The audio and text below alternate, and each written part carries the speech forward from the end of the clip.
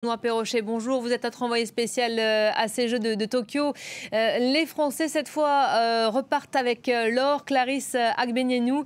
Et ça y est, championne olympique en moins de 63 kilos.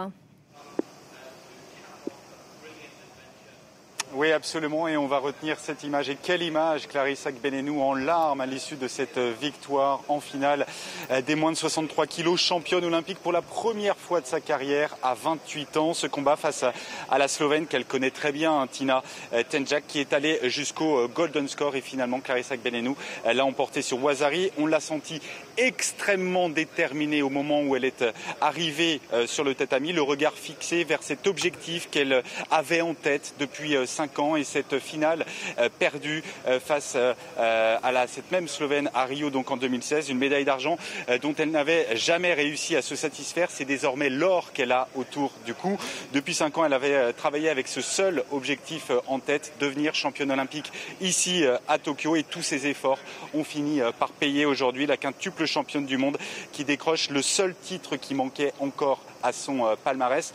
Le contrat, il est rempli pour la porte-drapeau de la délégation tricolore. La France qui compte désormais 6 médailles, dont 2 en or, et 4 de ces médailles ont été apportées par les judokas. Voilà pour cette magnifique dernière victoire. Déception en revanche, Benoît, en VTT aujourd'hui.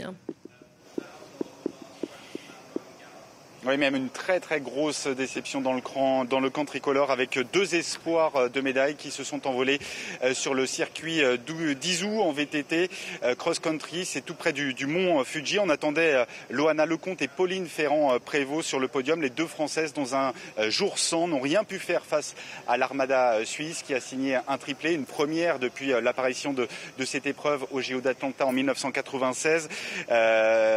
Lecomte qui termine 6e après de 3 minutes de Yolanda Neff. Pauline Ferrand-Prévot encore plus loin, 9e à 4 minutes 32. Une vraie déception pour ces 2 Françaises. Lecomte qui a dominé outrageusement toute la saison avec 5 victoires en cross-country. À 21 ans, elle disputait ses premiers Jeux Olympiques. On la retrouvera assurément dans 3 ans pour les Jeux de Paris. C'est une vraie promesse d'avenir. Pour Pauline Ferrand-Prévot, la déception elle est sans doute encore plus grande, puisque souvenez-vous, elle était passée totalement à côté de ces Jeux de Rio en 2016. Elle avait même dû abandonner.